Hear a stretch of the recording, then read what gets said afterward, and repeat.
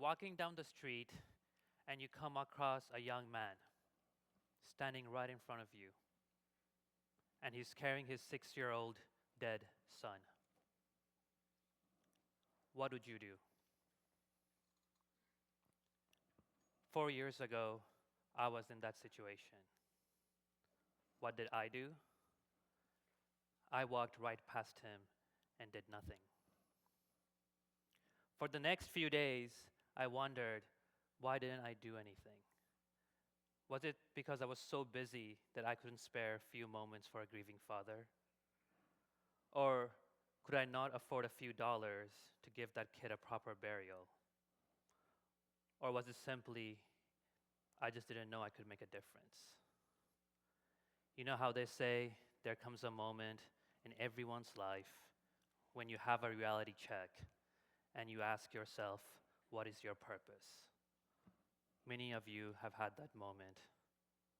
Some of you might have had it more than once. That was the time when it happened to me. Let me take you back, way back. I grew up in a small developing country called Bangladesh. Let me put that into perspective for you. Bangladesh is 3/4 the size of the state of Washington, with a population of 150 million of the world's nicest people. My family would now be considered an upper middle class family, but that wasn't always the case. I remember when I was young, our family of 4 would share a single rickshaw to the market, and there we would share a single bottle of Coke, because that is all we could afford. And I'm not talking about your 2-liter plastic bottle Coke. My father, he worked really hard to improve our lives. So when I finished high school, unlike most high school graduates of Bangladesh, I was lucky to be able to come to America for higher education. I couldn't afford to go to my top choice universities, but I worked hard at the places I could go to. And after finishing my undergrad and my graduate degrees, I arrived in Seattle about 8 years ago to work at Microsoft. So I thought, I have made it. Here I was with the world's smartest people at Microsoft, but I wanted more. I was at the bottom of the American corporate ladder, and I was taking a dead aim to get to the top. Or at least, I told myself, I will spend the rest of my life to see how far I can go. I was well on my way. Then 4 years ago, my life changed when I met that grieving father. It hit me at that point that this corporate ladder I was trying to climb has very little significance. In a world where more than half the population lives under $2 a day, there is really just one ladder that mattered. And on that single ladder, I already belonged to the top 1%. Most of the people in the world would love to be where I am, yet I was busy seeking more. I had forgotten who I was, and more importantly, I had forgotten where I came from. So here I was at Microsoft with this massive realization. I was really confused. I didn't know how to handle it. Then Bill Gates came to my assistance. This is how.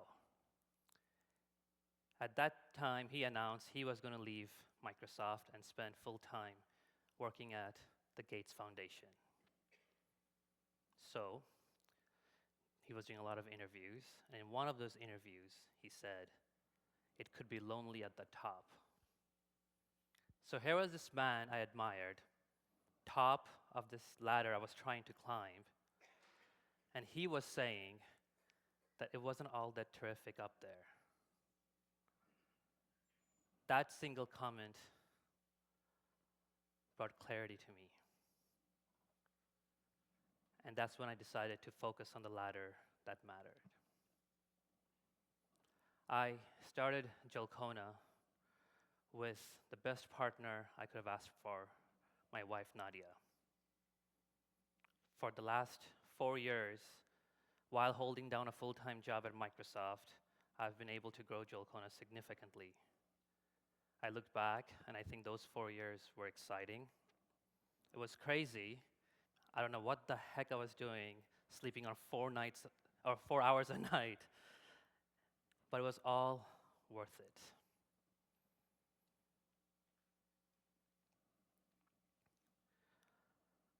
I want to tell you again that it was all worth it. We live in a world where we are given a lot of opportunities, and I was able to take all that was given to me, and I realized that I was missing the most important thing. And that single moment when I realized that, it all came together. Society tells us often that giving comes after success. Society often tells us you go to school, you get a degree, you get a job, you have a career, you raise a family, you retire, and then maybe you'll think about giving back. Ladies and gentlemen, that is but one path. We should not believe for a second that that is the best path or that that is the only path. Life's biggest gift to all of us is the ability to change the lives of those who are less fortunate. And that gift does not come with a minimum age or a minimum amount. The youth of today are proof of that. I'd like you to meet Taylor. I first met him about 3 years ago. We had just launched the beta version of Jalkona's service. And when he found out about Jalkona, he decided that Christmas he didn't need another sweater. Instead, he asked his family to help him educate girls in Afghanistan in lieu of giving him holiday gifts. Some $800 later, they had educated 20 girls in a country where 6 out of 7 girls don't have any education. Taylor was inspired by this big change his small action had, and a year later, he went to Bangladesh to do an internship with one of the largest NGOs in the world called BRAC. Now Taylor is a college senior and he's doing an internship with the United Nations. I am sure Taylor will go on to have a huge career in fighting poverty. And it's not just youths here in America. Even in Africa, the youth are taking charge. If you're a street kid growing up in Nairobi, Kenya, life is pretty tough. More than likely, you'd be living in the shadows of the big slums like Kibera or Madare. If you are lucky, you will have one guardian who will actually care about you. By the time you're 16, you would have either done drugs, joined a gang, taken part in a robbery, became a parent, or all of those things. So let me tell you about one such street kid named Wycliffe. Wycliffe lost his mother at the age of 7. She died of AIDS.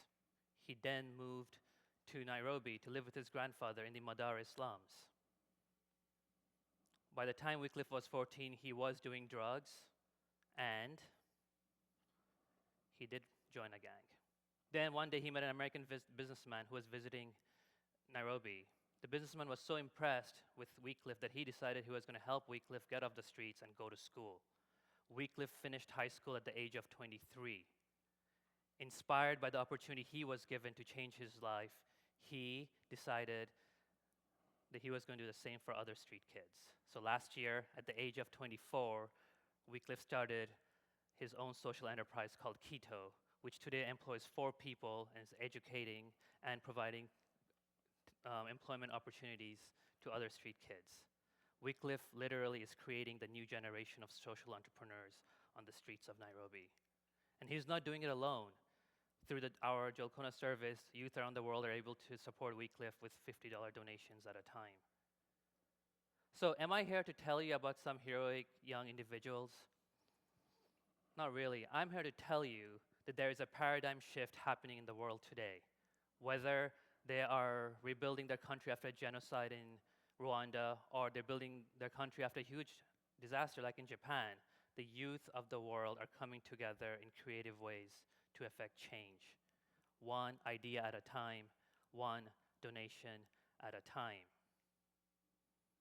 Now, don't let our young age, our lack of resources, our lack of experience fool you. As we've seen in the past, those were the only things needed often for change and innovation to take place. Taylor will go on to be an American leader in social entrepreneurship. Wycliffe, by the time he's 35, will have changed the lives of more than 10,000 street kids in Kenya. When I was 29, I created a technology that has allowed thousands of young people since then to connect and change the lives of tens of thousands of others around the world and feel connected to that change in a way that was not possible 10 years ago. My generation will be the ones who will get the world to turn the corner. I can guarantee that. The real question now is what you will be remembered for.